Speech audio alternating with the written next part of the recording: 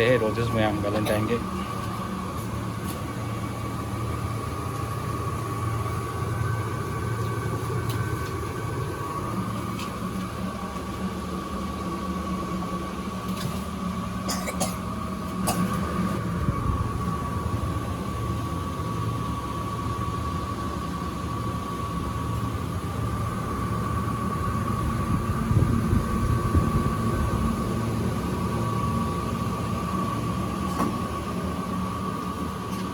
ꯏꯁꯥꯅ ꯂꯣꯏ ꯁꯦꯝꯖꯔꯕꯅꯤ ꯕꯨꯀꯦꯒ ꯑꯃꯨꯛ ꯐꯪꯗꯕꯒꯤ ꯚꯦꯂꯦꯟꯇꯥꯏꯟ ꯀꯝ ꯑꯦꯅꯤꯚꯔꯁꯔꯤ ꯆꯍꯤ 3 ꯐꯥꯕ ꯋꯥꯅ ꯂꯣꯏ ꯁꯦꯝ ꯏꯁꯥꯅ ꯁꯦꯝꯖꯔꯦ ꯔꯕꯔ ꯄꯨꯜꯂꯒ ꯁꯦꯝꯃꯦ ꯑꯗꯨꯅꯤ ꯀꯝ ꯁꯦꯝꯕꯤꯌꯨ ꯌꯥꯗ ꯂꯩꯇꯗꯅ ꯑꯝꯇ ꯑꯃꯒ ꯁꯤꯒꯤ ꯆꯣꯀ꯭ꯂꯦꯠ ꯑꯅꯤꯁꯤꯒ ꯍꯣꯔꯦꯟ ꯒꯤꯐ ꯆꯍꯤ 3 ꯐꯥꯕꯒꯤ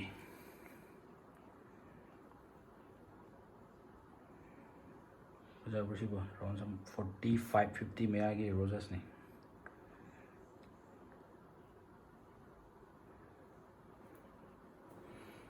ꯀꯥꯏꯗꯅ ꯊꯝꯈ꯭ꯔꯒꯦ ꯍꯣꯔꯦꯟ ꯄꯨꯊꯣꯛꯅꯕ ꯉꯥꯏꯍꯥꯛ ꯂꯩꯔꯗꯤ ꯑꯃꯨꯛ ꯂꯣꯏ ꯇꯥꯁꯟꯅꯔꯛꯑꯅꯤ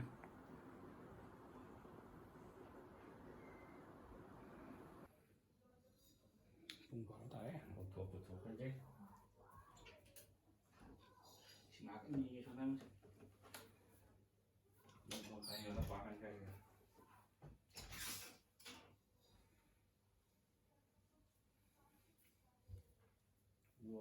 wow kay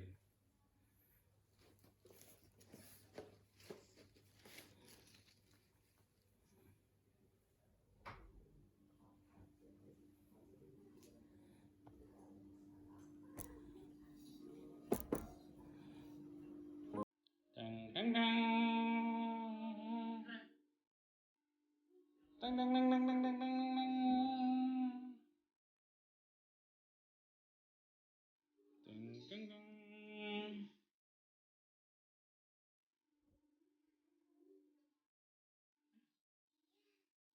wah udah mana kita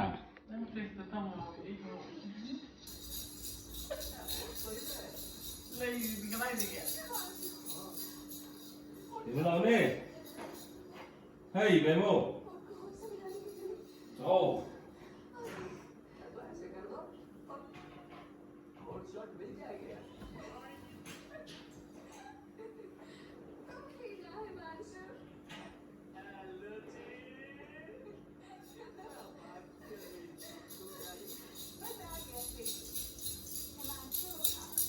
Cầm tới đi, mà sao đi cầm tới vô cầm tới đi. Musa. Thì không phải bây giờ nó chỉ đi thằng tôi Thế. Happy Valentine's Day.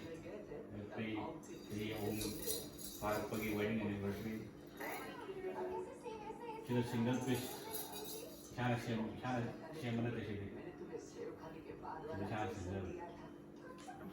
Yang kau bema?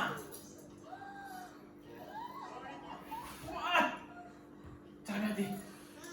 Nampak mama tu mama tu. Kau. Kau.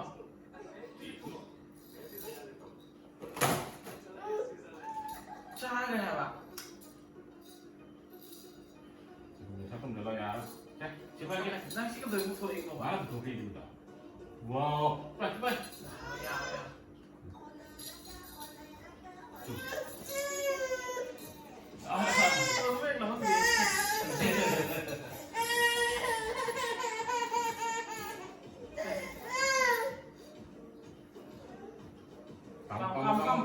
Vamos, vamos.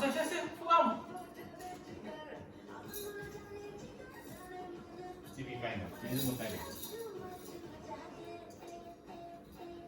Papa. Belok, đi đâu belok? Không. Cầm đi belok. Cầm đi đâu? Cầm đi đâu? Đi đâu? Cầm đi đâu? Gue begini.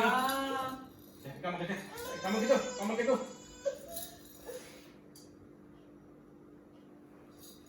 Ya. Kamu. Ya, 잡아볼게.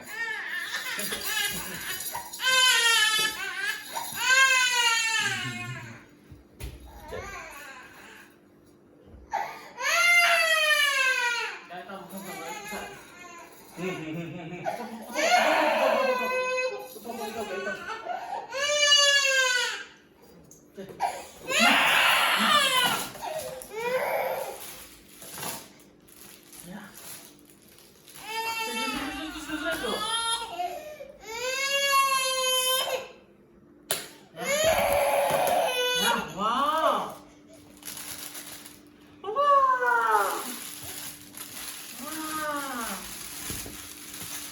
Thank you, Papa.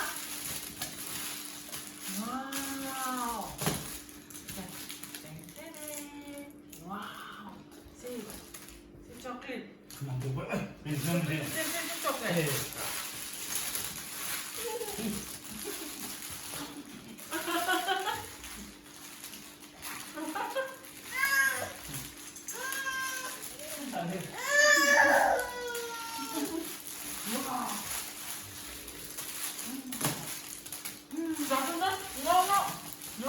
놔둬. 놔. 자, 저는 발렌타인 Thank you. Thế là bây giờ hôm phá cái gì, hôm cái tiếng phá cái gì, đây hôm phá là khi làm cái mới ra, làm cái mới phun về mới ra, anh đấy gì này, giờ lên này cái hôm đó,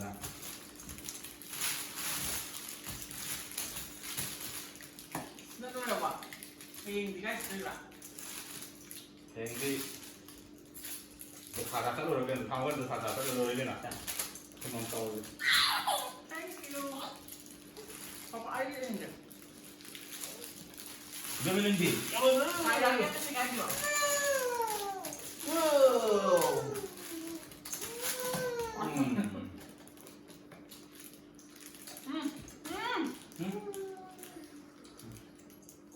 Nó 맛있어.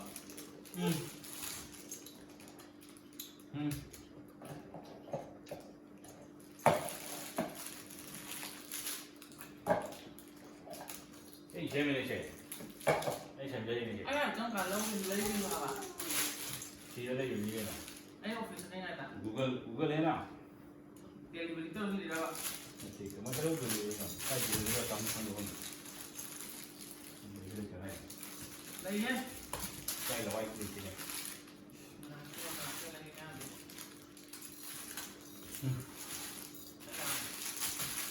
một cái file không phải là nó này,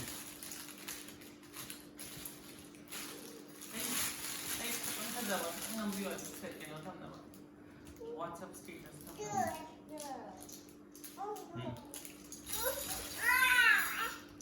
Phải chứ. Phải chứ. Tingnan nhau bro. yung yung tiền tất cứ có cái này, Bema be. ui, cái oh no, Hindi yan romantic ko na papasok ka. oh no,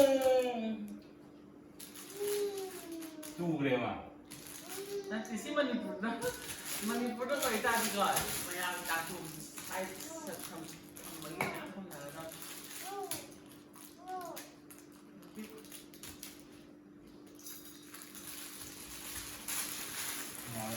thì hôm họ đi surprise, flower gì hả? Đây là những thông tin này rồi, sẽ là Say ko tingin. ai đi qua rồi đang thầm mình, Say ko tingin. Valentine Day. mới mới thấy lo vậy, hàng nước hàng Say ko birthday din. kilometer kìa, Alam mo surprise kita. kilometer mà ngang thì chết rồi. Thôi nó surprise cái mà ta nhá, surprise được chứ bạn. Ano si ito mo niya no? Si yan. Si mo niya no? Ano? Simple. Đi vào nước udra sao? Nước udra, roast udra, udra, India. Surprise.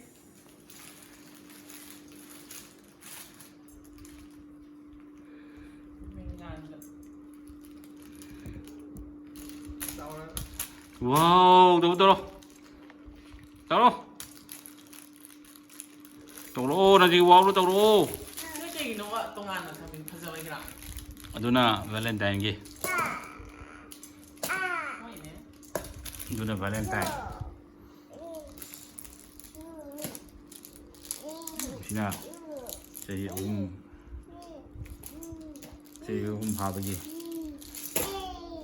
ꯃꯥꯏ ꯇꯥꯊꯣꯛꯆꯕꯁꯤ ꯀꯥꯟꯅꯖꯥꯠꯅꯤꯅ ꯅꯪꯅ ꯀꯔꯤ ꯅꯪꯅ ꯀꯔꯤ ꯃꯤꯊꯥꯏꯗꯨꯅ ꯌꯥꯔꯕꯣ ꯑꯃ ꯐꯖꯩ ꯇꯥꯃꯣ thank you ꯀꯞꯇꯨꯝ ꯀꯞꯅꯤꯡꯒꯤꯗ ꯑꯩꯈꯣꯏꯅꯤꯗꯤ ꯆꯍꯤ ꯀꯌꯥ ꯁꯨꯔꯦꯕ ꯅꯨꯡꯁꯤꯅꯕ ꯗꯦꯇꯤꯡꯅ ꯆꯍꯤ ꯀꯌꯥ ꯁꯨꯕ ꯂꯨꯍꯣꯡꯕꯅ ꯆꯍꯤ ꯀꯌꯥ ꯁꯨꯕ ꯇꯨꯒꯦꯗꯔꯅꯦ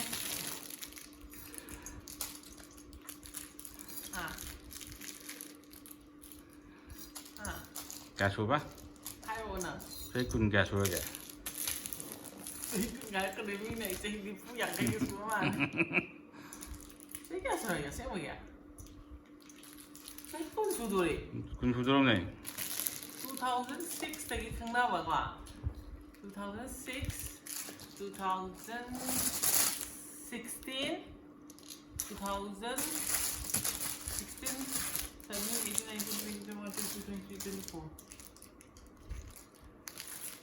18 years lah. 4, 5, 6 Ma 18 years dah 15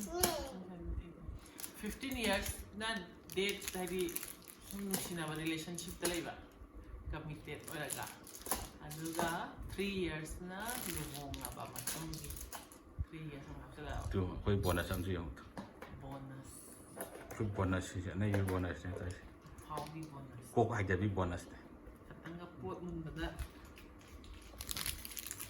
long ay jabi number 1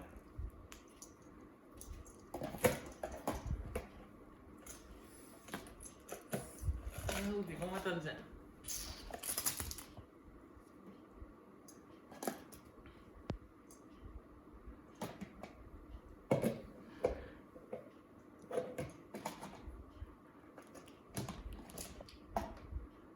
Happy Valentine's Day mayam dah wow kayo wow ya Next na lang this is for you baby wow dah 손 들어 손이요 손 들어 kaya wow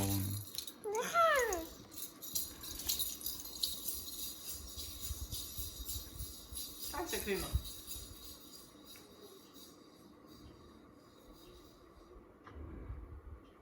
Hayong dino kaya naman satu pusat lah ni koi ohum